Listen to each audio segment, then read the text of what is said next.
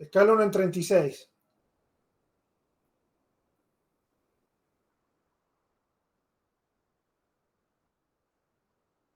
No, este es un Gustav, versión G.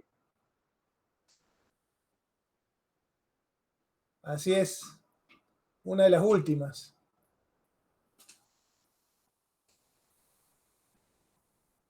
Acá justo arriba mío tengo una estantería llena de avioncitos. Hola Juan Manuel, buenas tardes. Hola, profe. ¿Cómo? Sí, difícil que un aeronáutico no tenga maquetas de aviones en la casa. Y en mi caso no tengo ninguna. No me Ah, hagan mira qué bullying. raro. Bueno, es una cuestión de tiempo, ¿no? Sí. ¿Se enteró, profe, que se cayó un avión en China?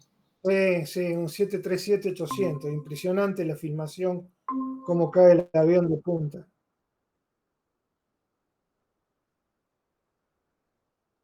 Sí, está entero, cae como un misil vertical.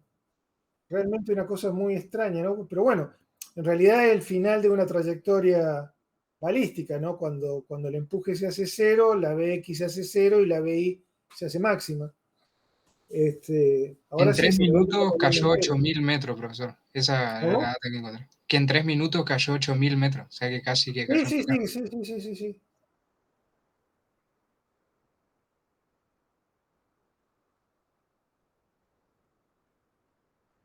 Qué bárbaro. Sí, no, impresionante. Hola, Clemente, buenas tardes. Hola, Eh, buenas tardes, ingeniero. sí, es impresionante. Para colmo, otro Boeing, así que ahora habrá que ver por qué se cayó este, ¿no? Sobre todo porque, como dicen ustedes, se lo ve entero cayendo.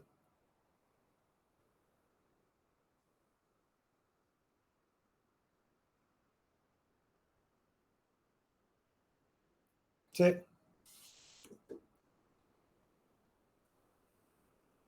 así es. ¿Qué hace? Había, en el 2017 creo que fue el mejor año que no hubo accidentes de aviación. Y de ahí en adelante otra vez ha vuelto a subir la curva de accidentes de aviación.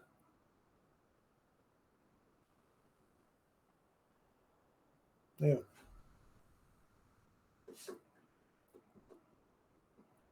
¿están pudiendo acceder al Moodle, a toda la información que tienen ahí, sin problema? Sí, profe. Ok. Hola, Luana, buenas tardes. Hola, buenas tardes.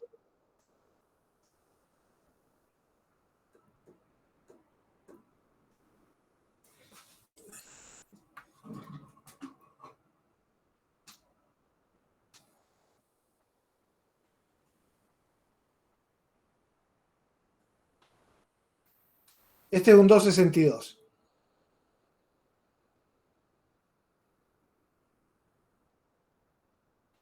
También, de finales de la guerra. La versión de Casa Nocturna.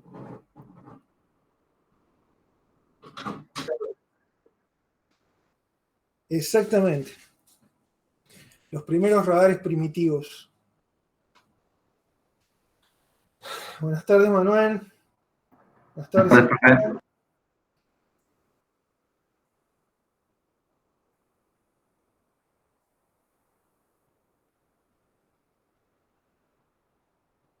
Espera unos minutos que llegue el resto.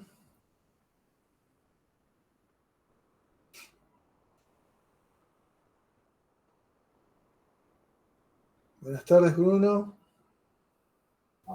Buenas tardes, profe. Buenas tardes, José. Todos me escuchan bien, ¿no? Sí, se escucha bien. Más vale, porque me gasté como 7 lucas, 6 lucas y pico en el micrófono nuevo, así que.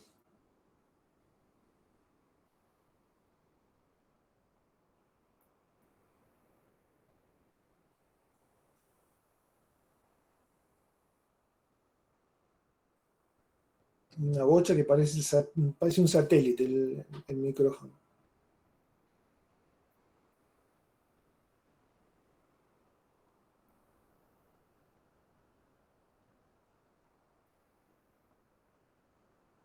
Ahora que me acordé, mientras llega el resto, hablé mejor dicho, me mandó un mensaje la chica de Universitas y me comentó que estaba sacando una versión espiralada de los libros para que fuera un poco más económica.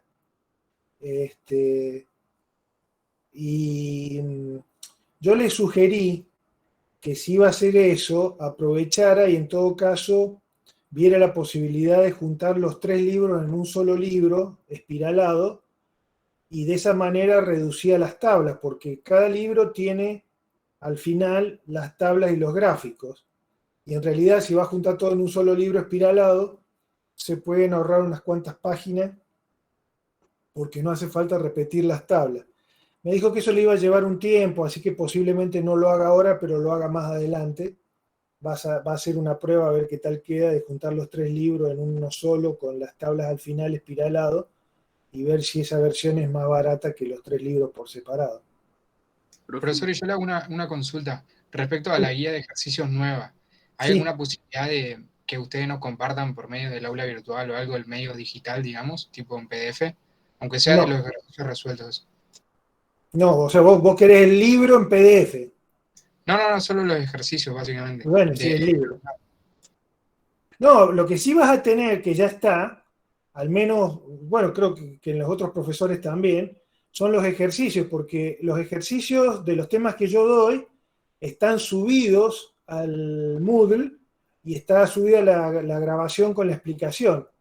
Así que en la clase teórica tenés los gráficos y en la clase donde están explicados los ejercicios están paso a paso, así que con eso te sobra material. Lo único que ese material no lo vas a poder disponer el día del parcial, pero si te lo subimos, si lo tuvieras en PDF en la computadora, tampoco lo podrías usar en el día del parcial. O sea que el material que necesitas para estudiar ya lo tenés, porque está subido en el Moodle. Y lo que vas a necesitar para el parcial son las impresiones. Así que no veo la diferencia. ¿Cuánto era el coste, profesor, del libro entero en Universidad? Mira, yo no me acuerdo, pero creo que me dijo 1.700, 1.750. Lo puso más o menos al precio de lo que saldría a hacer la fotocopia, justamente para que no tuvieran que, digamos, para que no hubiera diferencia y les conveniera comprar el libro.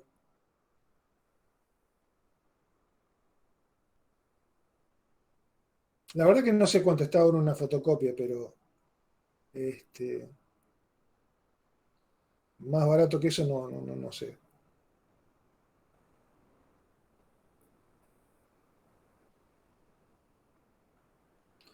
Bueno, estamos en hora y tenemos 17 presentes. 18 con Gonzalo, que recién acaba de llegar. Bueno, entonces, vamos a ver hoy el tema de toberas. Repito, esto lo tienen en el Moodle, está la clase grabada completa. Hola Agustina, buenas tardes. Voy a compartir primero la pantalla.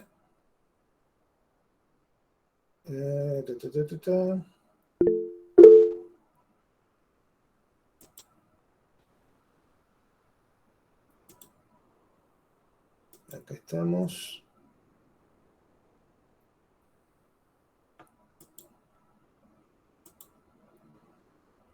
Bueno. A ver.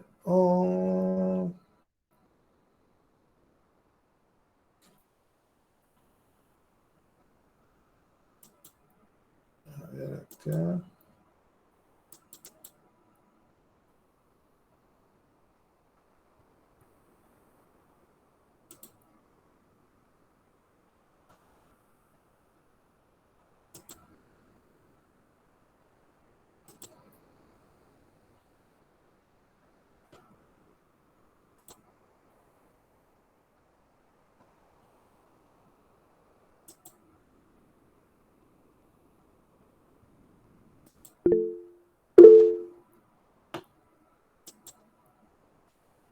Bueno. ¿Están viendo todos la pantalla ahí? Hola. Sí, sí, se ve bien. Hola. Bueno, quédense por lo menos 1 o 2 en línea para que me den un feedback, si no, no sé si están ahí o no. Bueno, entonces lo vamos a poner más grande. Ahí está. ¿Todos pueden ver la pantalla? Sí, profesor. Sí, Bueno. A ver, quiero ver una cosa.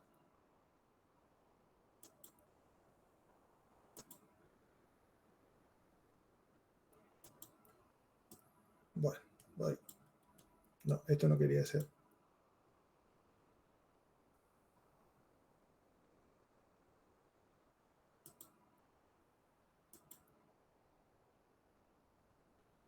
Bien. Entonces vamos a ver hoy el tema de toberas y difusores, que básicamente son una aplicación de las ecuaciones que vieron con el doctor Gutiérrez Marcantoni, de las ecuaciones de flujo isentrópico y lo que sucede a través de una onda de choque recto, las ecuaciones a través de choque recto. Profe, disculpe. Sí, No sé si dijo algo antes de que yo ingresara, pero ¿va a poner a grabar? no la voy a Ok. grabar porque ya está grabada. Ah, perfecto. Esta clase la tienen grabada en el Moodle, está completa, justamente la estuve revisando y la verdad que está Genial, muy bien genial. grabada, así que no sé si me va a salir tan bien como cuando la grabé. Ah, perfecto, no hay problema. No, además, les voy a ser sincero, yo entiendo que ustedes se aburran, porque yo me aburro escuchando mi propia grabación. Si yo me aburro escuchando mi propia grabación, me imagino ustedes. Entonces, lo que voy a tratar, o sea, la grabación ya la tienen todo el material, tienen los libros, tienen todo. Yo lo que voy a tratar es de hacer la clase un poco más amena, hacer foco en las cosas importantes y escuchar eventualmente las preguntas que ustedes tengan.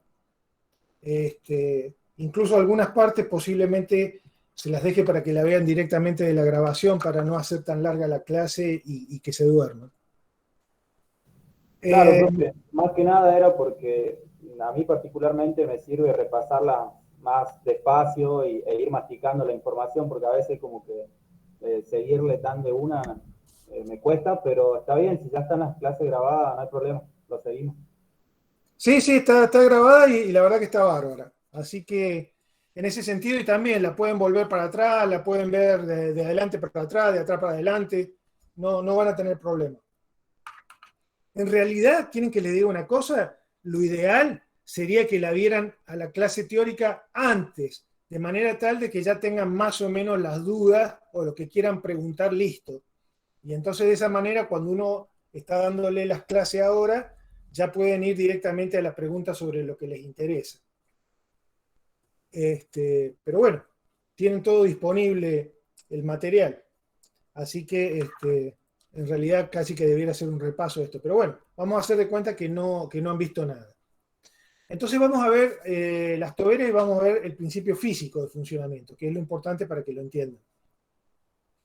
Hay varios tipos de toberas. Están las toberas que son puramente convergentes, las toberas que son convergente-divergente, toberas que modifican la geometría externa para poder compensar las variaciones de presión a medida que varía la altura. Tienen las toberas de maniobra que permiten el empuje vectorizado, que está muy utilizado ahora en los cazas de quinta generación. Este tema de las toberas orientables lo vamos a ver con más detalle cuando les explique flujo bidimensional prácticamente al final del curso. Y tienen las toberas anulares o coanulares, que son una variación de las anteriores.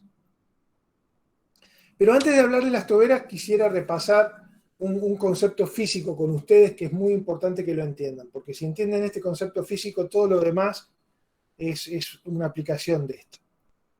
Imagínense por un momento que tienen una esfera, acá como esta que se muestra en la figura, una esfera relativamente grande, de acero, con paredes bien gruesas, donde tienen un gas perfecto, ideal, adentro, con una determinada presión. Como el gas está quieto, está a esta presión, acá dentro de este recipiente, la vamos a considerar como una presión de estancamiento. Y imagínense que esa esfera, esa bocha, está inmersa dentro de un ambiente donde tenemos una determinada presión que la vamos a llamar presión de descarga.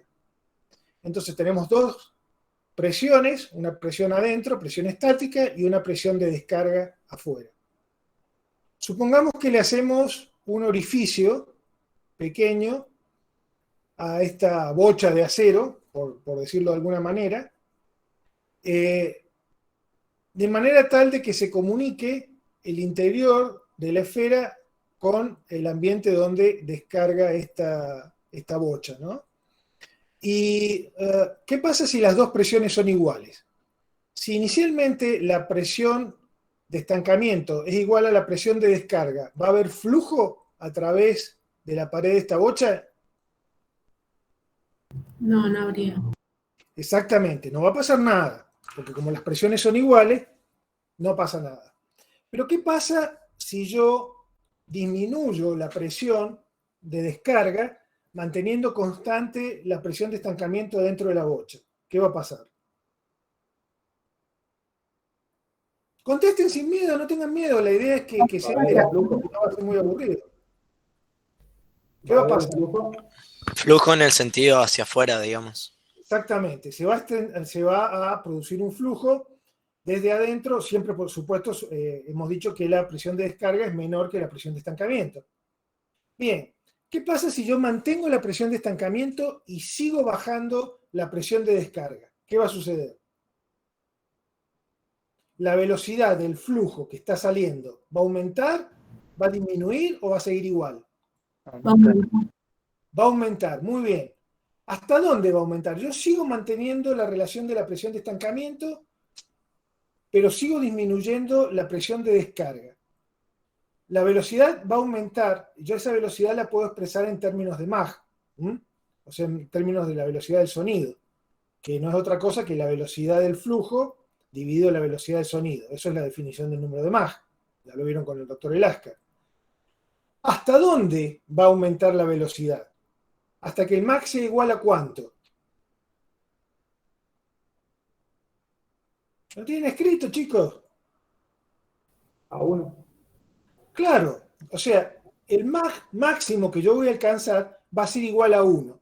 ¿Y por qué cuando el Mach sea igual a 1 del flujo que está escurriendo de esta bocha, por más que yo disminuya la presión de descarga, no va a aumentar la velocidad? Porque, les pregunto, ¿con qué velocidad viajan los pulsos de presión? Eso lo vieron con el doctor Elasker. ¿Con qué velocidad viajan los pulsos de presión? Viajan con la velocidad del sonido. Si yo disminuyo la presión de descarga, ¿esa información le llega al gas que está metido dentro de la bocha?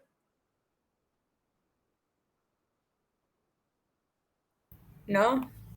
No, no le llega. ¿Por qué no le llega? Porque no hay tiempo. Está bien, es una manera de decirlo.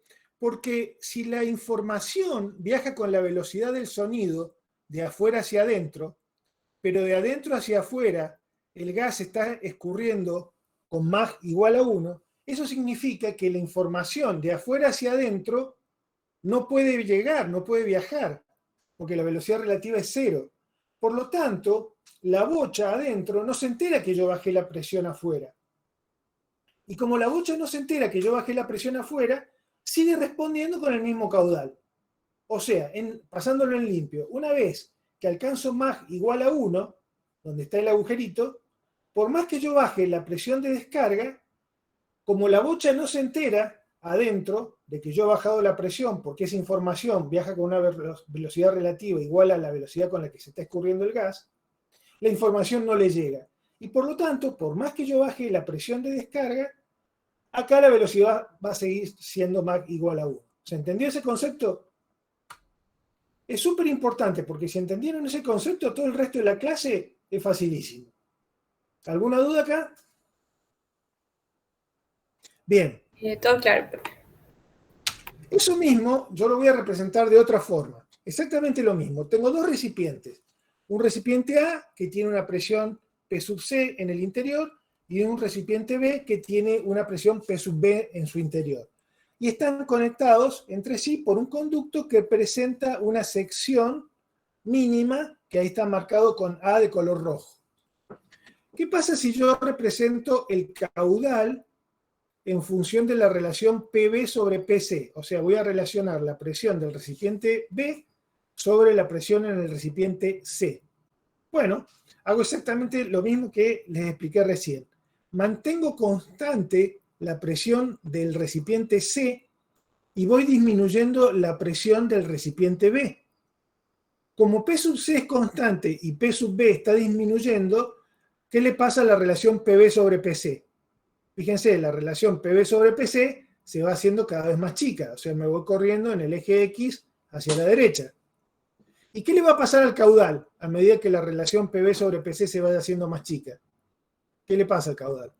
¿Aumenta o disminuye? Aumenta. Aumenta, bien. Fíjense, acá se ve que aumenta a medida que disminuye la relación. Y fíjense que llega un punto, un momento, a partir del cual, para una determinada relación de PB sobre PC, el caudal se mantiene constante. ¿Lo ven? ¿Qué significa eso? Que por más que yo baje la presión P sub B, la velocidad en la sección A no aumenta.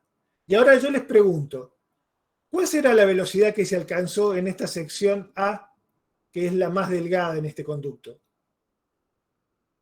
Claro, significa que Mach alcanzó 1 en esta sección. Entonces, como Mach es igual a 1 en esta sección de garganta, por más que yo baje P sub B, el caudal se mantiene constante. ¿Lo ven? Bueno, esto mismo lo vamos a aplicar, fíjense, imagínense que la pared de esa bocha de acero que les mostré recién es gruesa y que yo le pongo una lupa.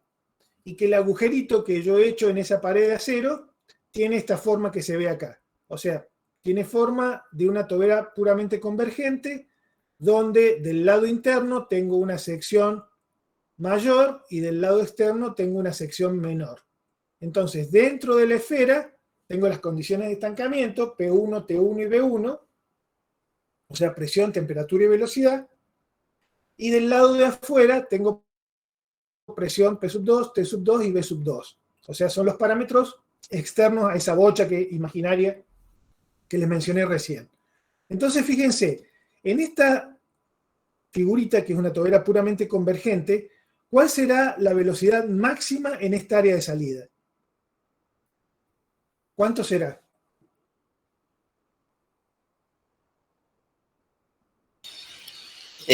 La del sonido. Claro, la velocidad máxima en esta sección 2, M2, va a ser igual a 1, la velocidad del sonido. De ahí para adentro, todas las velocidades son menores que la velocidad del sonido. O sea, la velocidad va aumentando. Acá tengo la condición de estancamiento, o sea que acá la velocidad es 0. A medida que va desplazándose el flujo a lo largo del eje X, va aumentando la velocidad y alcanza Mach igual a 1. Y no puede superar ese valor, por lo que acabamos de ver. Bien, ese es el principio de una tobera puramente convergente. Estamos haciendo una serie de simplificaciones. ¿Qué simplificaciones estamos haciendo en este caso? Fíjense, primero, estamos considerando que todo el proceso es adiabático, o sea que no hay transmisión de calor del fluido a la tobera o al exterior. O sea, consideramos que la tobera está aislada térmicamente. La segunda simplificación que estamos haciendo es que se trata de un fenómeno isentrópico. O sea, es básicamente un proceso reversible sin pérdidas. No hay rozamiento, no hay turbulencia, no hay nada. O sea, todo el proceso es isentrópico y le caben las ecuaciones que vieron con el doctor Gutiérrez Marcantoni. O sea, todas las ecuaciones que vieron en la tabla 1. Siempre que gamma sea 1,4, ¿no? Y la tercera consideración importante es que el caudal se mantiene constante, o sea, no estamos aportando ni quitando masa a lo largo de la tobera. Esas son las tres simplificaciones. Proceso adiabático, sin transferencia de calor, proceso isentrópico, sin rozamiento, sin turbulencia, y caudal constante. No hay ni aporte de masa ni quito masa. Bien, esto que yo les acabo de decir, yo ahora lo voy a trasladar o lo voy a aplicar a lo que sería una tobera puramente convergente. Fíjense, en este grafiquito, tengo acá una tobera puramente convergente. ¿La ven? Donde tengo las condiciones de estancamiento, indicadas con el subíndice 0, la velocidad es igual a 0, por eso estoy hablando de condiciones de estancamiento, y tengo P0 y T0. Considero la presión en la sección de salida P sub S, y tengo la presión de descarga, que en este gráfico en particular la llamo P sub B. P sub B va a ser la presión de descarga, y vamos a suponer o vamos a imaginar que yo la puedo regular utilizando esta válvula imaginaria. O sea, con esta válvula yo hago disminuir el valor de P sub B. ¿Qué pasa si yo represento el régimen de descarga PB sobre P0 en función de la longitud de la tobera? Fíjense, este eje es la longitud de la tobera, y desde acá, hasta esta línea de trazo, está representada esta longitud de acá de la tobera. ¿La ven? Entonces esta P sub S corresponde acá a este eje que está acá, a esta línea de trazo que está acá. Entonces, fíjense, arranco con PB sobre P0 igual a 1.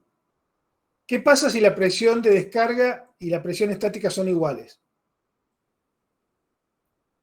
Se mantiene constante la línea. ¿Qué se mantiene constante? No hay flujo. No hay flujo. Muy bien, esa es la respuesta. No pasa nada.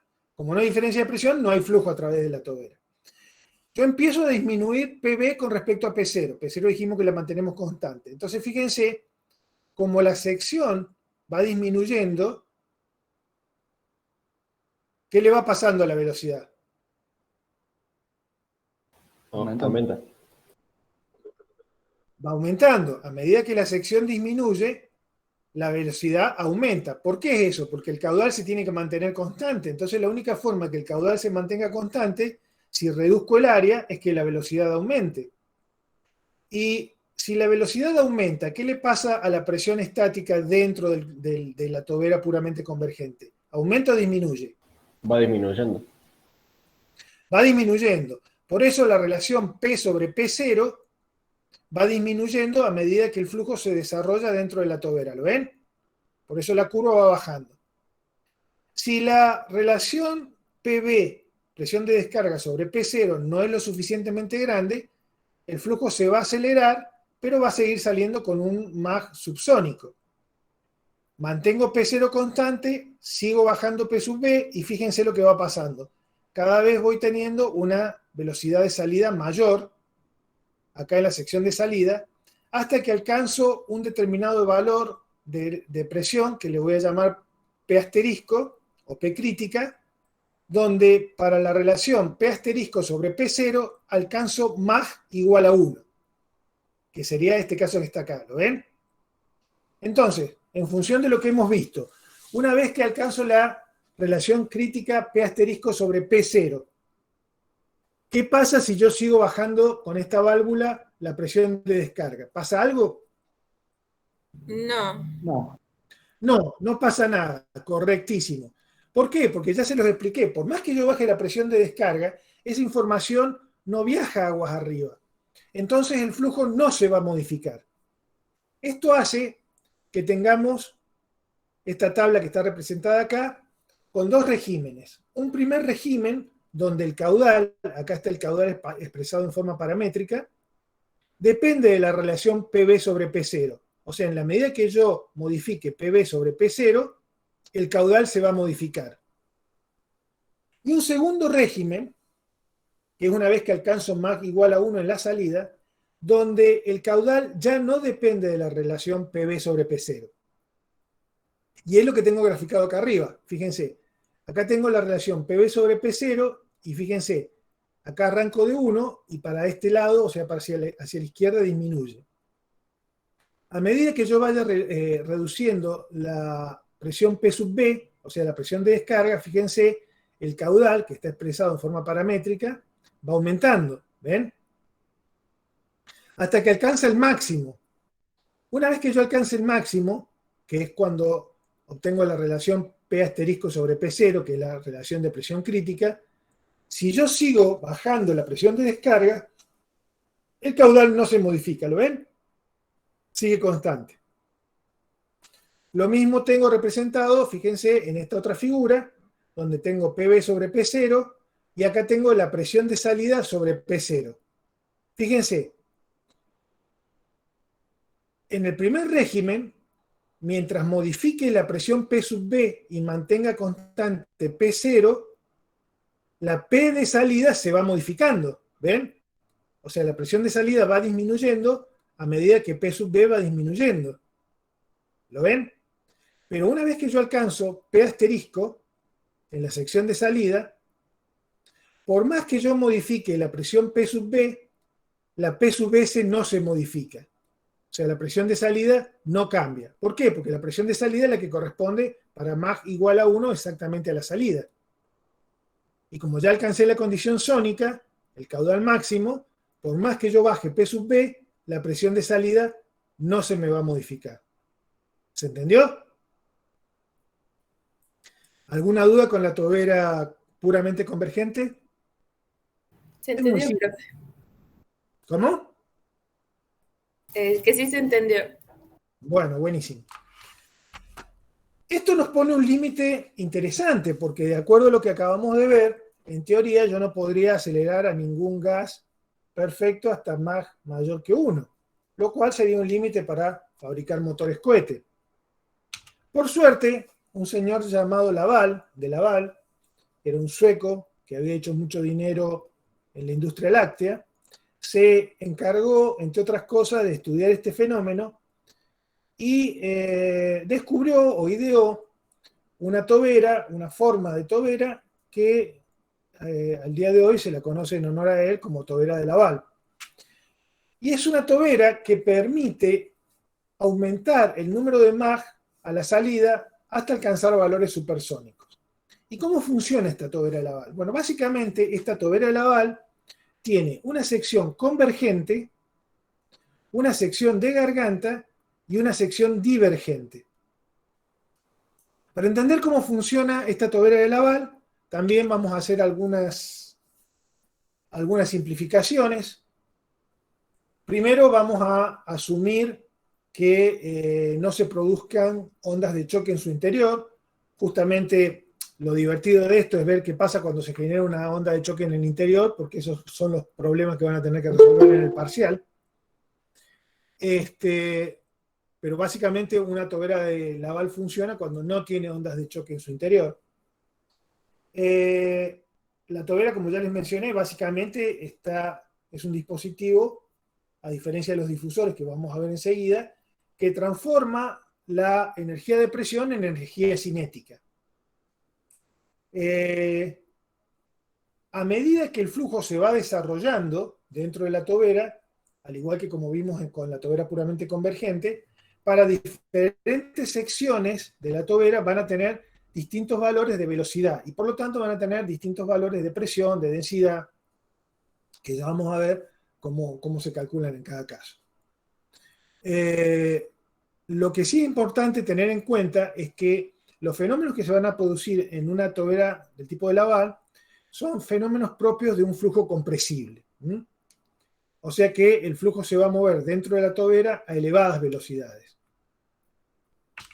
Por supuesto, sí. Fíjense, una tobera Laval es muy parecida a un tubo Venturi. ¿Cuál es la diferencia entre una tobera Laval y un tubo Venturi? Que en un tubo Venturi las velocidades son chicas, son pequeñas. Un tubo Venturi se utiliza para medir caudal. En cambio, en una tobera de Laval, no. En una tobera de Laval, justamente para que funcione, tenemos que alcanzar velocidades muy elevadas. Al igual que las consideraciones que hicimos para la tobera puramente convergente, también vamos a considerar el proceso totalmente adiabático y sin rozamiento. O sea, no hay transferencia de calor a través de las paredes de la tobera. y el flujo es totalmente isentrópico, o sea, no hay rozamiento, no hay desarrollo de capa límite, no pasa nada de eso. Bien, entonces, ¿cómo sería? ¿Cómo va a funcionar una tobera Laval?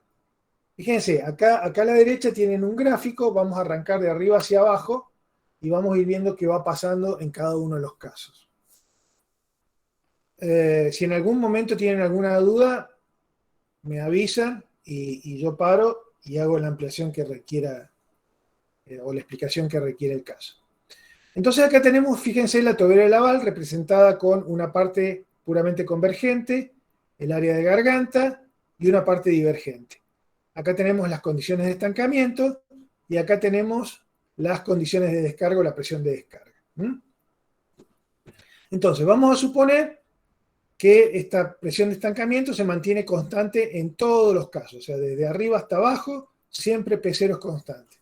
Y lo que vamos a ir haciendo es variando la presión de descarga. Exactamente lo mismo que hicimos en el primer grafiquito que les mostré, en el primer dibujito. Bueno, lo vamos a hacer ahora.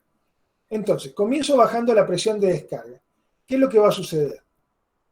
Tengo P0 constante y bajo la presión de descarga. ¿Quién de ustedes me puede decir qué va a pasar en esta primer figurita? Vamos, anímense alguno. Total, no los estoy viendo, así que no sé quién es el que va a decir Aumenta algo. la velocidad. O sea, se empieza a mover. Bien. O sea, dijiste una cosa bien y otra cosa parcialmente bien. O sea, dijiste algo bien, que es que se establece un flujo dentro de la tobera de Laval. Eso está muy bien. Y dijiste que la velocidad aumenta. Yo pregunto, ¿hasta dónde aumenta la velocidad? ¿Hasta qué sección va a aumentar? Hasta la garganta, donde llegaría al max 1. Bien, pero acá como la diferencia de presiones entre la presión de descarga y la P sub 0 es muy chica. Entonces, ¿alcanza más 1 en la garganta? No. No, porque la relación P de descarga sobre P0 es muy insuficiente, digamos. En este caso sería alta, por decirlo así, es próxima a 1, y por lo tanto el flujo se aceleró hasta la garganta, pero no alcanzó más igual a 1. A partir de la garganta en el divergente, ¿qué le pasa al flujo? ¿Aumenta la velocidad o disminuye? Disminuye. Disminuye, porque no alcanzó la condición crítica y como vuelve a aumentar la sección, el flujo vuelve a disminuir la velocidad. ¿Y qué le pasa a la presión estática? ¿Aumenta o disminuye? Aumenta. No, Correcto. Disminuye la velocidad y la presión estática aumenta. Les voy a hacer una pregunta que es de coloquio, de parcial. En esta primera figurita, que tengo un flujo establecido de muy baja velocidad dentro de la tobera de Laval, ¿cómo es la presión de salida, exactamente acá, la presión de salida con respecto a la presión de entrada? ¿Es igual, es mayor o es menor?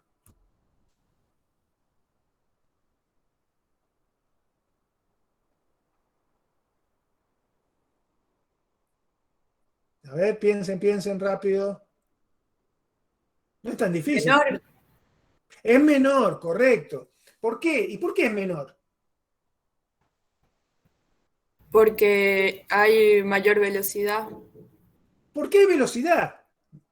O sea, el flujo se está moviendo y la única forma de que el flujo se mueva es que haya diferencia de presión. ¿Y el flujo hacia dónde se mueve? ¿Hacia donde hay una presión más alta o hacia donde hay una presión más baja? Más baja. Claro, el flujo siempre va de una presión alta a una presión baja. Entonces la presión de salida tiene que ser forzosamente un poco más chica que la presión de entrada. Si no, no habría flujo.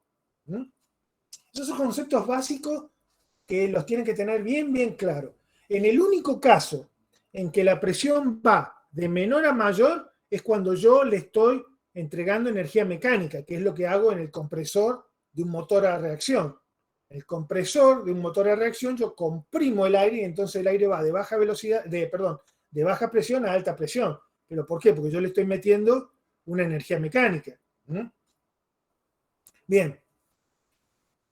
Sigo bajando la presión. Estamos en el segundo cuadrito. Sigo bajando la presión de descarga. El flujo va acelerando y alcanza más igual a 1 en la garganta. ¿Qué pasa después?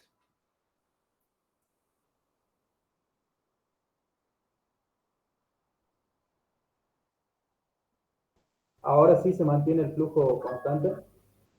Siempre se mantiene el flujo constante. En todos los casos, en todas las figuritas, el flujo es constante, el caudal es constante. Esa es una condición que ya pusimos de entrada. Ah, está bien. Entonces, fíjense, en el primer caso se establecía un flujo de baja velocidad. En este segundo caso, la velocidad en el convergente es un poco más alta y alcanzo mag igual a 1 en la garganta. ¿Qué pasa en el divergente?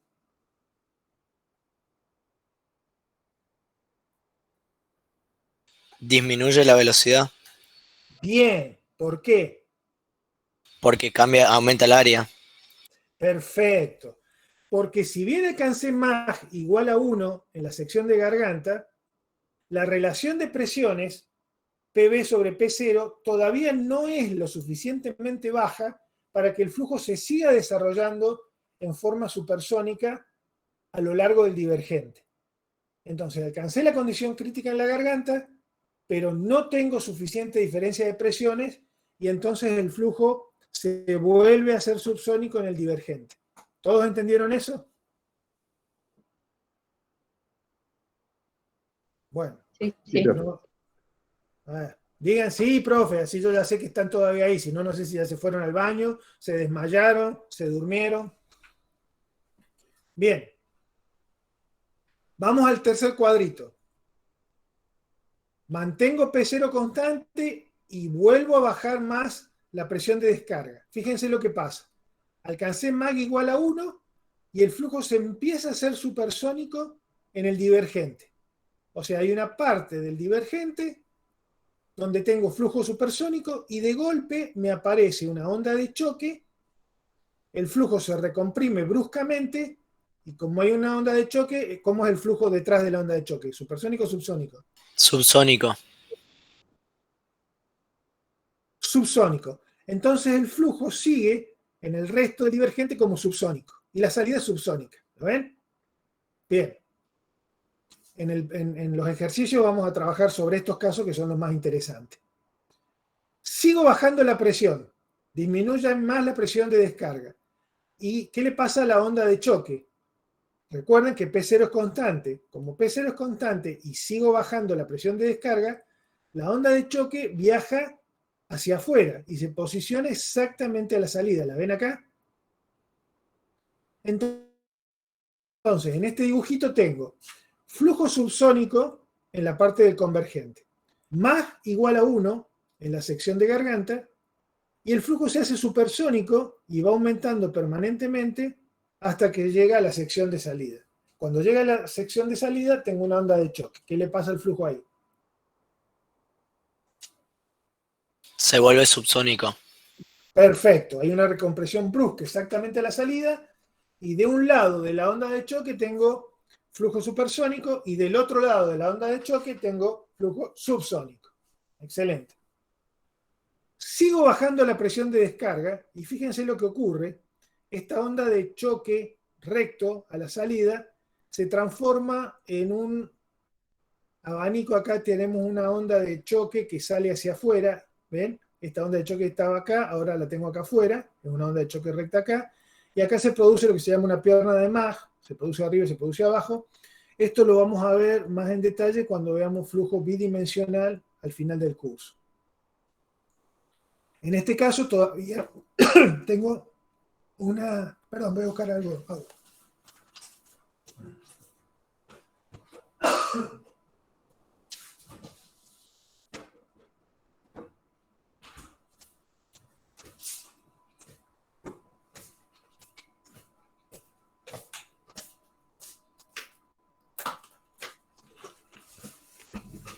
Bien, como les decía, tengo la onda de choque acá a la salida y tengo un flujo que es isentrópico hasta la onda de choque, la variación de entropía a través de la onda de choque recto y después continúa el flujo isentrópico hacia afuera. Sigo bajando la presión de descarga y llegué a esta penúltima figurita. Y fíjense, ¿tengo alguna onda de choque en algún lado acá? No. No. ¿Cómo es el flujo en la parte convergente hasta la garganta? ¿Subsónico o supersónico? Supersónico en todo. No. Antes de la No es garganta convergente. subsónico. Ah, claro. Subsónico y va aumentando. Claro, en el convergente es subsónico. Acá tengo más igual a 1 y acá es todo supersónico.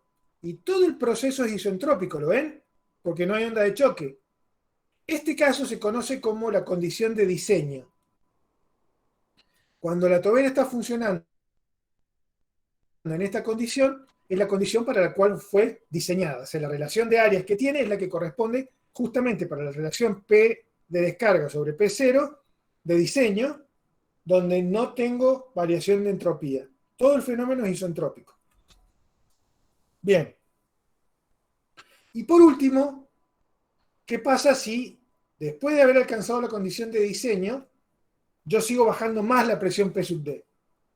Lo que va a suceder, también lo vamos a ver cuando veamos flujo bidimensional, es que el flujo a la salida va a generar unas ondas de expansión. O sea, acá la tobera está sobreexpansionada y entonces el flujo se equipara con la presión de descarga a través de este abanico de ondas de expansión. ¿Se entendió todo este funcionamiento cómo es? ¿Alguna duda? Sí, profe.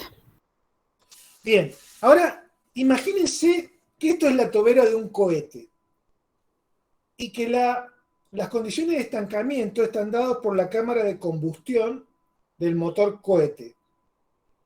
¿Qué va a pasar a medida que el cohete vaya subiendo? ¿Qué le pasa a la presión de descarga? ¿Aumenta o disminuye? Disminuye. Va disminuyendo. La presión atmosférica disminuye con la altura. Entonces, fíjense, si yo tengo la presión P sub 0 constante, que es la presión que tengo en la cámara de combustión, y la presión de descarga va variando a medida que el cohete va subiendo, ¿qué problema tengo con la tobera que fija? O sea, primera pregunta, ¿la tobera del cohete es fija o es de geometría variable? Fija. Es fija. Las toberas de los cohetes son fijas. Los aviones tienen tobera variable, pero los cohetes tienen tobera fija. Entonces, esa tobera fija estará diseñada para qué condición? ¿Para el despegue? ¿Para cuando está allá arriba? ¿Es siempre igual de eficiencia? Esto es para que piensen, en función de lo que acabamos de ver. Si la P0, que es la presión de la cámara de combustión, es constante y la geometría de la tobera es fija, ¿la eficiencia de la tobera va a ser constante? No. No. No, claro que no. O sea, en realidad la tobera está diseñada para una determinada condición. Cuando el cohete está saliendo, que está a baja altura, la presión ambiente todavía es alta y en realidad se van a generar ondas de compresión a la salida. Cuando el cohete vaya subiendo, a medida que va subiendo, la presión de descarga se va disminuyendo y en determinada altura va a alcanzar la condición de diseño. A partir de ese momento, si sigue subiendo, se va a generar un abanico de expansión. Y eso lo han visto, a ver, quiero pensar que ustedes han visto filmaciones de cohetes despegando y subiendo y esas tomas que se hace cuando el cohete está bien alto. ¿Qué le pasa? ¿Qué han notado en el chorro del cohete, en el chorro que sale de la tobera? Primero, han visto filmaciones de lanzamiento de cohetes, ¿no es cierto? Hay montones en YouTube. ¿Qué le pasa a esa pluma de fuego que sale de atrás de la tobera? Se empieza a hacer cada vez más ancha. Claro, ¿por qué se hace más ancha? Porque disminuye la presión. Exactamente, como la presión ambiente va disminuyendo con la altura, ese abanico de expansión se va abriendo cada vez más. Por eso a medida que el cohete se lo ve más alto, se ve como más grande, se ve como una flor, la llamarada que va saliendo por atrás. Cuando el cohete recién sale, se ve una llama finita, y cuando está allá arriba se ve como una flor que va saliendo por atrás del cohete. ¿Se entiende? Bueno, eso que ven en el video es esto que les acabo de explicar acá. ¿Lo ven? Así que si algún sobrinito de ustedes les pregunta por qué se ve así, ahora ya se lo pueden explicar. Creo. Sí, que lo entendieron. Bien. Eso que les acabo de explicar también se puede representar, como lo vimos en el caso de la tobera puramente convergente, en un diagrama donde acá tenemos representado la longitud de la tobera. Fíjense, esta es la parte convergente, acá está la garganta. Se ve el puntito rojo, ¿no? Sí, profe. Bien, hagan de cuenta que es un puntero láser. Acá está la sección de garganta y esta parte de acá es el divergente, ¿ven? Entonces, arranco de la condición PB sobre P0 igual a 1, no pasa nada, o sea, la presión de descarga es igual a la presión de estancamiento, no tengo flujo, no pasa nada. Bajo PB, bajo la presión de descarga, manteniendo P0 constante, y fíjense, se establece un flujo, en la zona convergente va disminuyendo la relación PB sobre P0, alcanzo MAG igual a 1, pero si PB sobre P0 no es lo suficientemente baja, el flujo vuelve a comprimirse y descarga subsónico. ¿Lo ven? Que sería el segundo dibujito que les mostré recién. ¿Qué pasa si yo sigo bajando PB manteniendo P0 constante? Bueno, lo que va a pasar es que llego a la sección de garganta igual a 1, pero como ahora la relación es más baja, fíjense, el flujo se empieza a desarrollar supersónico en la parte del divergente, ¿ven? O sea, sigue bajando la presión por debajo del valor crítico. Este P asterisco sobre P0 me representa la condición crítica que corresponde a MAG igual a 1 en la garganta.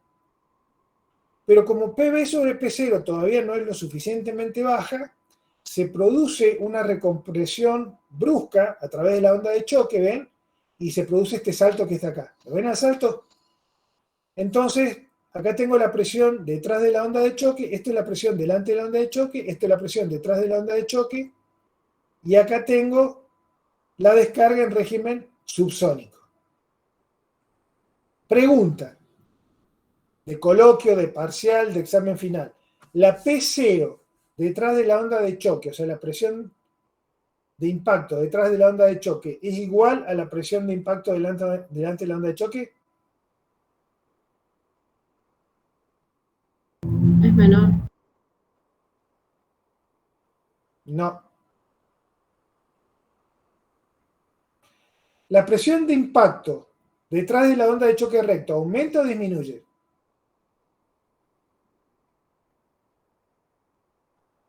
También aumenta.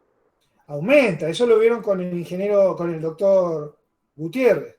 Se los explicó cuando vieron onda de choque recto. No se olviden, esos son conceptos fundamentales, son básicos. Es pregunta de examen, pregunta de parcial, pregunta de los ejercicios. La presión de impacto siempre aumenta detrás de la onda de choque recto.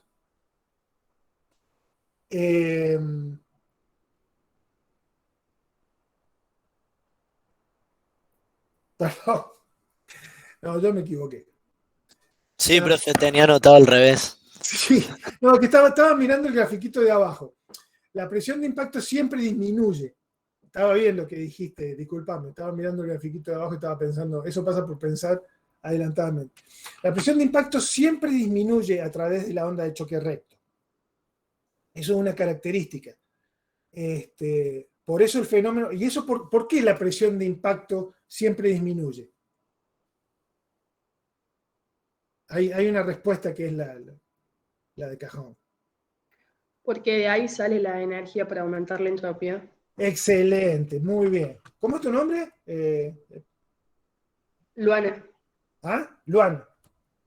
Muy bien, Luana, correcto. O sea, lo dijiste bien de entrada, la presión de impacto disminuye, y eso es porque, por el segundo principio de la termodinámica, la entropía solamente puede aumentar. Y justamente aumenta porque es consecuencia de la disminución de la presión de impacto. Correctísimo. Fíjense, yo ahora sigo disminuyendo la presión de descarga, y ahora todo el proceso a lo largo del divergente es supersónico. Y llego exactamente a la salida, y fíjense, esto que está acá representa el salto de presiones de la onda de choque posicionado exactamente a la salida.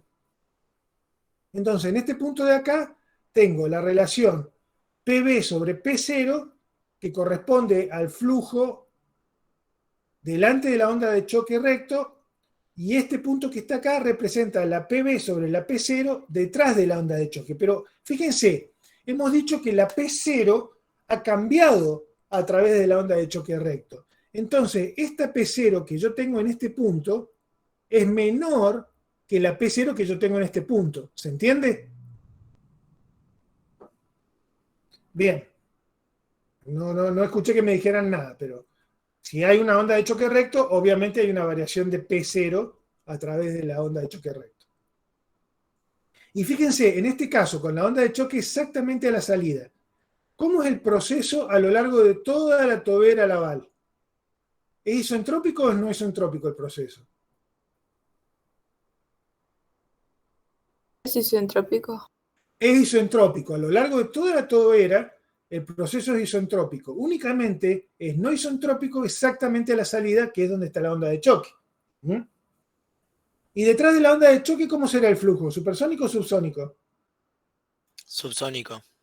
Es subsónico, muy bien. Y a ver quién se da cuenta. Y fíjense, sin embargo, que a pesar de que es subsónico, este punto acá está en un valor por debajo de P asterisco sobre P0. ¿Eso está bien o es que está mal dibujado en el gráfico? Está bien porque P0 cambió, digamos, entonces Excelente. cambia el denominador. Excelente, esa es la razón. P0 es menor, por eso es que está por debajo de la relación anterior, P asterisco sobre P0. Excelente, muy bien. Entonces, ¿qué pasa? Tengo esta condición con la onda de choque exactamente a la salida y yo bajo más la presión. Como bajo más la presión, en la zona externa de la tobera se producen estas oscilaciones que están acá, ¿la ven? Estas oscilaciones que están acá las vamos a ver, las vamos a representar cuando veamos flujo bidimensional. Es esa onda de choque que les mostré en el gráfico anterior. Esa onda de choque se va replicando aguas abajo y va produciendo un patrón de variación de presión como el que está representado ahí. Que son, miren, acá les puse el dibujito. ¿Han visto en las filmaciones o en las fotos de los cohetes que se ven como unos rombitos atrás? Que se ven como este dibujito que está acá. ¿Lo ven? Bueno, eso que está ahí es lo que sucede fuera de la tobera. Cada color distinto de esos corresponde a valores de presión distinta. O sea, esos colores que se ven, esos rombitos que se ven en las fotos, son valores de presión distinta. Esas oscilaciones de presión son las que están representadas acá. ¿Se entiende? Insisto, cuando veamos flujo bidimensional, se los voy a explicar y lo vamos a calcular. Estoy en régimen 7, fíjense, este que está acá derechito, ¿lo ven? O sea, arranqué acá con PB sobre P0 igual a 1, alcancé más igual a 1 en la garganta, tengo flujo supersónico en todo el divergente y descargo sin ningún tipo de onda de ninguna clase. ¿Qué condición sería esa? ¿La condición de diseño, profe? Excelente, esa es la condición de diseño. ¿Por qué? Porque todo el proceso es isentrópico. No hay ondas de choque, no hay ondas de expansión, no hay nada. Todo el proceso es limpio. Bien. Por último, sigo bajando la presión y tengo estas oscilaciones que están acá, que se ven acá abajo, que en este caso son las producidas por las ondas de expansión. Esas ondas de expansión, ya lo vamos a ver, se reflejan en la discontinuidad de velocidades que se produce en la parte externa de la tobera y genera unas ondas de expansión y de compresión que son las que se ven en estos rombitos que están acá. Insisto, lo vamos a ver cuando veamos flujo bidimensional. ¿Alguna duda con este gráfico? ¿Se entendió? Bien. De la misma forma que lo vimos en la tobera puramente convergente, tenemos abajo la representación de qué sucede con la relación PS sobre P0 en función de PB sobre P0. O sea, en el primer caso,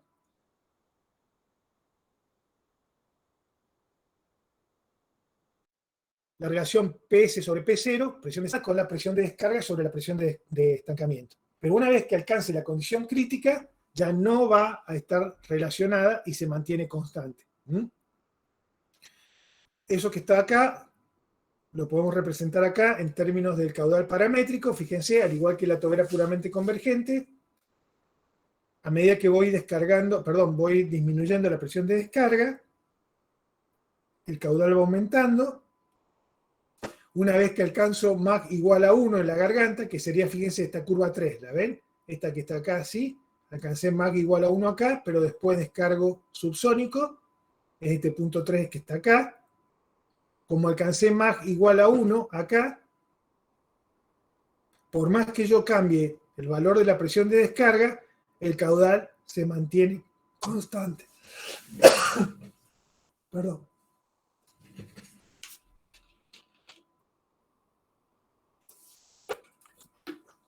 ¿Alguna pregunta?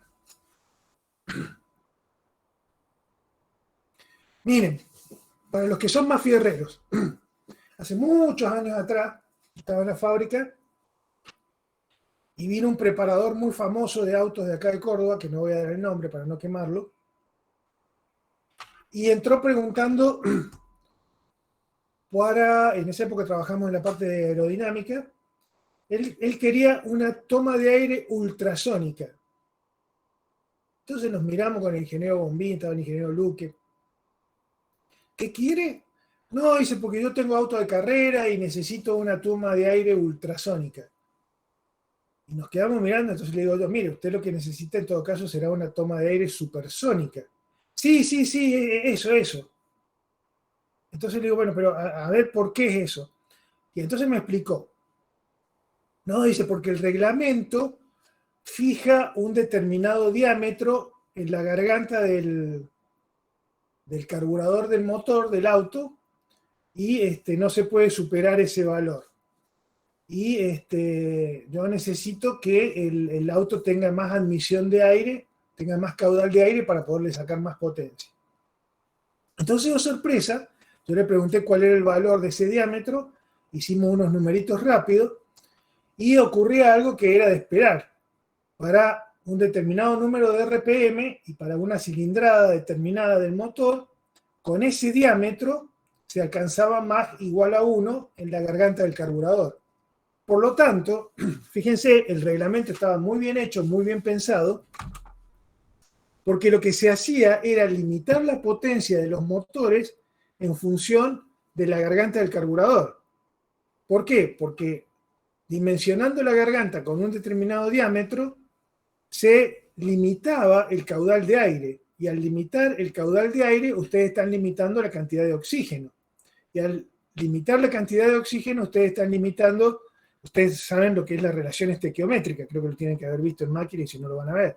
O sea, la cantidad de combustible que ustedes pueden poner en función de la cantidad de oxígeno que tienen para quemar está limitada. Varía entre 16 a 1 y 14 a 1. Mezcla rica y mezcla pobre. Si ustedes limitan la cantidad de aire, están limitando la cantidad de oxígeno.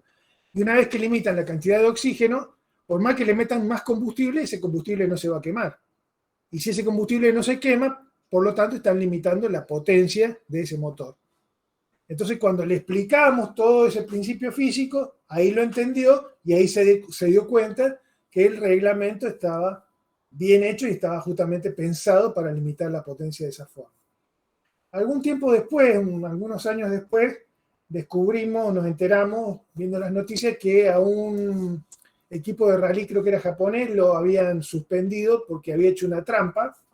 Habían cortado con una máquina láser especial el carburador, ahí justamente a la altura de la garganta, de manera tal de que cuando alcanzaba Mach 1, valor muy próximo a Mach 1 en esa zona, se separaba esa zona del carburador, esa sección del carburador, y permitía una entrada de aire adicional. Y por supuesto hacían trampa. Entonces de esa manera conseguían meter más oxígeno y conseguían sacar más potencia. Por supuesto los recontra descalificaron. Bueno, ¿algún comentario de esto, chicos? Mucho silencio. ¿Se durmieron o se desmayaron o se fueron? ¿O apagaron la máquina? ¿Están ahí todavía? Estamos. Bueno.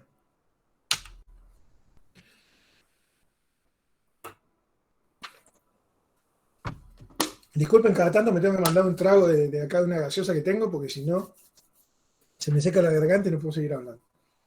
Ahora viene empuje producido por una tobera ideal. Esto, a ver, lo tienen en la clase grabada, es un poco aburrido porque en realidad se trata solamente de explicar la ecuación. En una tobera ideal, el empuje, que está dado por esta ecuación, será igual a la cantidad de movimiento a la salida más este producto que es el área de salida por la diferencia de presiones que hay entre la salida y la presión de descarga. En este caso, la presión de descarga, hemos puesto P sub A, que es la presión ambiente. Y esto es igual a la función impulso menos P sub A por A sub S. A partir de ahí hay una serie de consideraciones que yo las voy a pasar rápidamente. O sea, conviene estudiarlo en forma paramétrica, por lo tanto, considero el coeficiente de empuje dividiendo al empuje por el producto de la presión de estancamiento por el área de garganta, y de esa manera trabajo con el coeficiente de empuje expresado en términos de MAG. Bueno, esto hay una serie de consideraciones. Insisto, para no aburrirlos, esto véanlo de la clase grabada, pero es simplemente la explicación de la ecuación. Aquí es igual el coeficiente de empuje, lo puedo expresar en términos de la velocidad reducida. Esto, acuérdense, la velocidad reducida W es la relación que hay de la velocidad del flujo dividido en la máxima velocidad que se alcanza mediante una expansión adiabática hasta el cero absoluto. Eso está explicado en la página 73 del libro, si mal no recuerdo.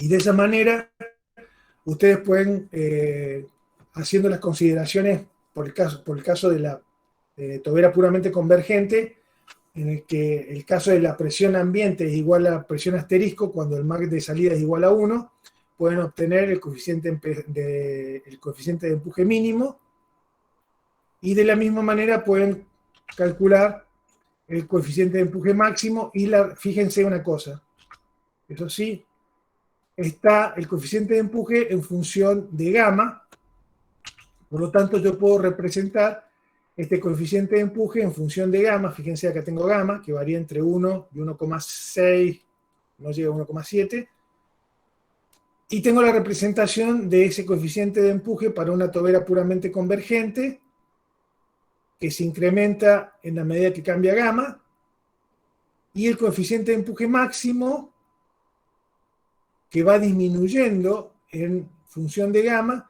siempre que la relación del área de salida sobre el área de garganta, o lo que es lo mismo a asterisco, que es donde MAG es igual a 1, tiende a infinito.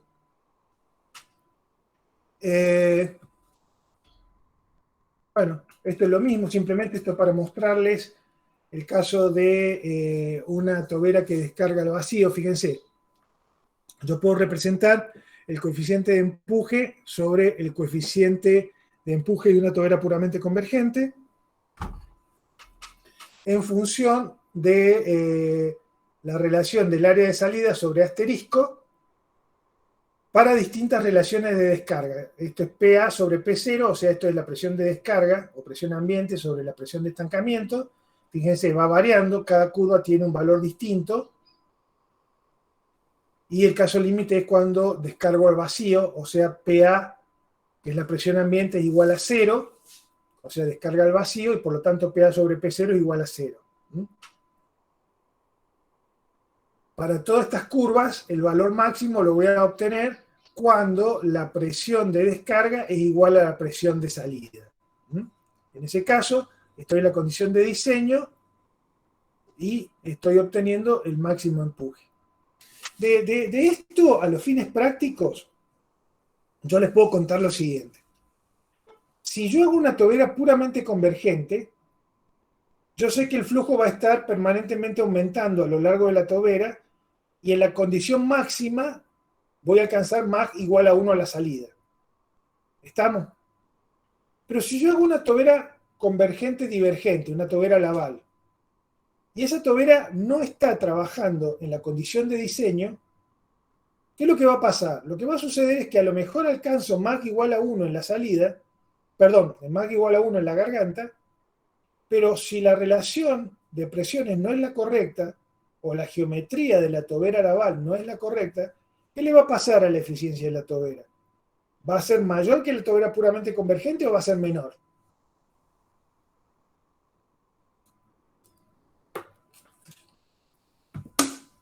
Ya se aburrieron todos. Menor, profe. Va a ser menor. ¿Por qué? Porque alcancé la condición sónica en la garganta, el flujo se siguió expandiendo un poquito más, pero después o tuve una onda de choque recta o directamente no alcancé la condición de flujo supersónico a la salida. Miren, hace muchísimos años atrás, cuando fabricaba cohetes,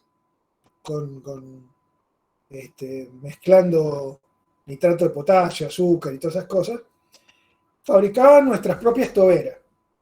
Y al principio ya hacía una tobera convergente-divergente, por supuesto no tenía ni la más mínima idea de cómo se calculaba, y la hacía más o menos mirando cómo eran las toberas de los cohetes de esa época. Estoy hablando fines de la década del 60, primeros años de la década del 70. Yo veía los cohetes que estaban de moda en esa época, y más o menos copiaba la forma de la tobera, y a eso se la ponía al cohete. Y yo veía que el cohete funcionaba, pero que no tenía suficiente velocidad. Salía así como una cañita voladora, pero más o menos.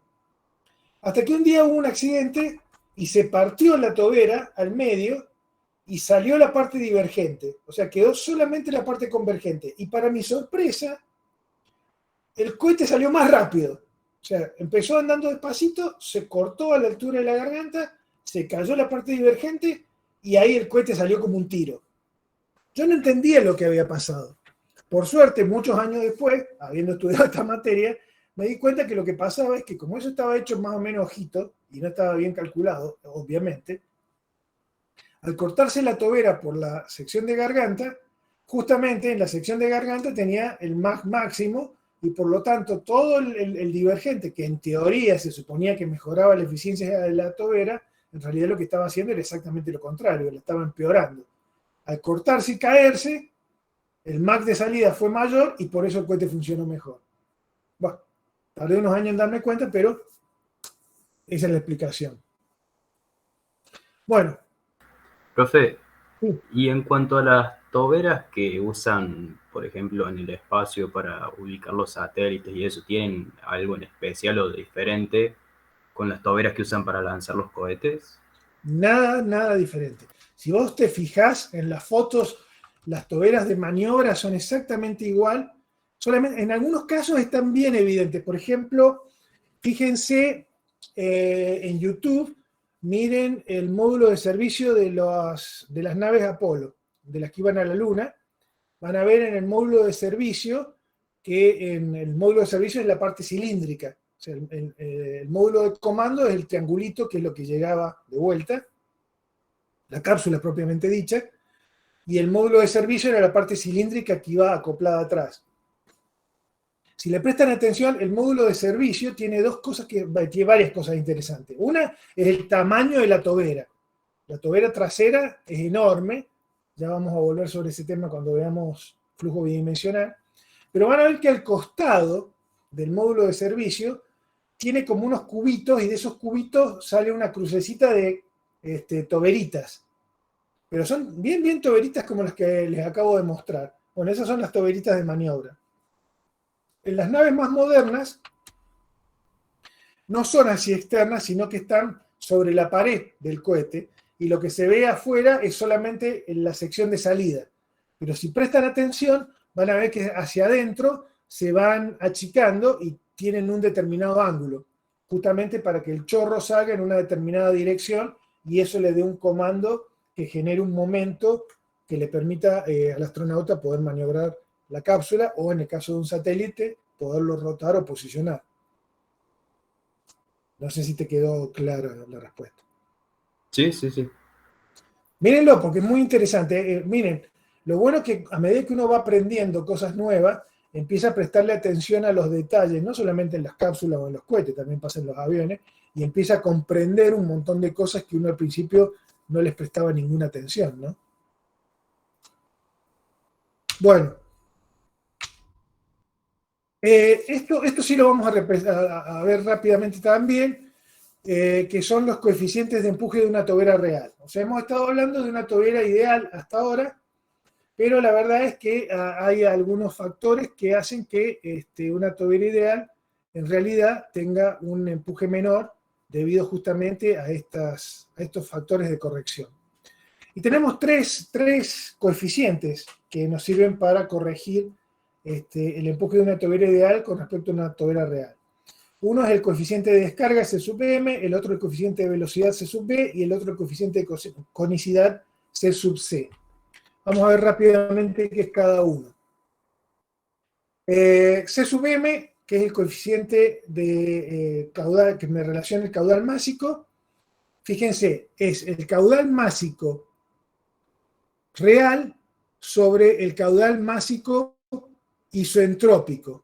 Como el caudal másico real siempre es menor que el caudal másico isoentrópico, este coeficiente de descarga siempre va a ser menor que 1, ¿ven? Como es menor que siempre este es menor que 1. ¿Y por qué el caudal másico real es menor que el másico isoentrópico? Acá tenemos un dibujito que es bien ilustrativo. Supongamos que tenemos la tobera y estamos analizando la parte convergente de la tobera, ¿ven? Fíjense, si yo en flujo ideal no considero la capa límite, esta parte roja no la tengo. Entonces, el caudal másico real y el caudal másico isentrópico son iguales. Pero ocurre que sí tengo un desarrollo de capa límite a lo largo del convergente. Entonces ese desarrollo de capa límite hace que la sección efectiva sea menor que la sección geométrica que yo tengo. Por lo tanto, el caudal másico isentrópico que responde a esta sección geométrica es mayor que el caudal másico real que yo tengo que responde a esta sección. Acá también va a pasar flujo, pero va a pasar mucho menos porque acá tengo un perfil de velocidades donde sobre la pared es 0. ¿Estamos? Entonces, por eso este coeficiente es menor que 1. ¿Qué hago yo para disminuir este desarrollo de capa límite? Fíjense, esta zona roja, que representa el desarrollo de capa límite, va a depender de dos cosas, de la longitud del convergente y del radio de curvatura. Si yo pongo un radio de curvatura chiquito, de manera tal de que esta longitud se disminuya, el espesor de la capa límite va a disminuir, pero la homogeneidad del flujo también va a ser menor, porque tengo menos espacio para que las líneas de corriente se acomoden. Por otro lado, si pongo un radio mayor, esta longitud se hace más larga y por lo tanto el desarrollo de capa límite es mayor y este espesor de capa límite al llegar a la garganta también es mayor y por lo tanto el caudal másico real disminuye. En síntesis, lo que hay, o lo que se hace, como todas las cosas en ingeniería, es una relación de compromiso entre la longitud L y este radio R de curvatura de la parte divergente, de la parte convergente de la tobera. O sea, eso se corrige más o menos experimentalmente de manera de obtener un valor lo más próximo a 1 posible. El otro coeficiente interesante está dado por C asterisco, que es la velocidad característica y que es un valor experimental o empírico. ¿Qué me representa? Bueno, me representa la velocidad que alcanzaría el gas cuando yo tengo la combustión dentro de la cámara, que en realidad es incompleta. ¿Por qué? Porque combinar las moléculas del combustible con el comburente y con el oxígeno lleva una determinada cantidad de tiempo. Eso no se produce en forma inmediata. ¿Qué va a significar eso? Que parte de la reacción química o parte de la combustión se va a realizar fuera de la cámara de combustión, se va a realizar a lo largo de la tobera. Por eso es que tanto en los motores de pistón como en los motores de aviones a reacción o mismo en los motores cohetes, lo que se trata es de hacer una cámara de combustión turbulenta de manera tal de que el recorrido dentro de la cámara sea lo más largo posible para darle tiempo a que todas las moléculas de combustible se combinen con el oxígeno. De manera tal de que toda la reacción se produzca lo más rápido posible y en un solo punto. Pero eso realmente en la práctica es imposible. Por eso es que existe este factor de corrección que de alguna manera me permite considerar esta pérdida que se produce por una combustión incompleta que se termina realizando en la parte de la tobera. Luego tenemos el coeficiente C sub B, que es el coeficiente de velocidad, donde B sub S es la velocidad final a la salida. Fíjense, este C sub B, coeficiente de velocidad, es la velocidad de salida sobre la velocidad de salida considerando el flujo isentrópico. Acá también hay una cosa interesante, fíjense. Solamente en la línea media, o lo que sería el eje de la tobera, tengo una B sub S que me coincide con el eje X.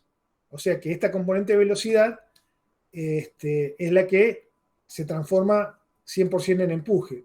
Pero si yo me voy corriendo hacia los costados, fíjense, la componente de velocidad se va haciendo paralela a las paredes de la tobera. ¿Qué quiere decir eso? Que estas componentes de velocidad van a tener una componente en el eje X y una componente en el eje Y. Y yo les pregunto, ¿qué pasa con la componente en el eje Y? ¿Se termina anulando, profe, puede ser? Exactamente. Las componentes transversales se anulan entre sí. Entonces solamente me queda la proyección en el eje X. Por eso es que la velocidad que yo voy a obtener, que realmente voy a aprovechar, es menor. Por lo tanto, tengo que poner lo que se llama un coeficiente de corrección por conicidad. Fíjense, visto de otra manera, si yo tengo que corregir el caudal másico máximo que sale por una tobera, fíjense, ¿cómo va a estar dado el caudal? El caudal va a estar dado entre la integral entre 0 y θ sub c. Fíjense, θ sub c, que es el ángulo que tiene la pared de la tobera, del flujo que está atravesando este casquete imaginario. ¿Ven? Acá yo tengo un casquete imaginario, estas son las flechitas de las líneas de corriente, y entonces el flujo va a ser el que atraviesa este casquete, dado por esta ecuación. En síntesis, yo voy a tener un valor medio de la componente de la velocidad axial, le voy a llamar U sub S, en la sección de salida. Esa U sub S va a estar dado por esta ecuación, donde, fíjense, tengo, por otro lado, el coeficiente de conicidad que está en función de ese θ sub c, que es el ángulo que hay entre la pared del divergente de la tobera con respecto al eje X.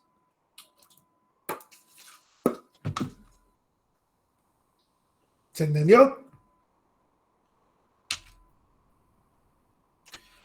Por último, el valor de empuje que voy a tener, o perdón, lo que es lo mismo, la componente axial de la cantidad de movimiento, estará dada por la componente de velocidad isoentrópica, U sub S, por el caudal máximo isoentrópico, estos dos son ideales, multiplicados por el coeficiente de descarga másico, el coeficiente de conicidad y el coeficiente de velocidad. En general, para toberas cónicas, el ángulo de semiapertura es de aproximadamente 20 grados, con lo cual el coeficiente de conicidad está en el orden de 0,97. Y C sub B, que es el coeficiente de velocidad, está próximo a la unidad. Está en el orden de 0,99 para toberas relativamente grandes. Esto es a los títulos de que sepan cómo se ajustan los valores teóricos ideales con respecto a los reales.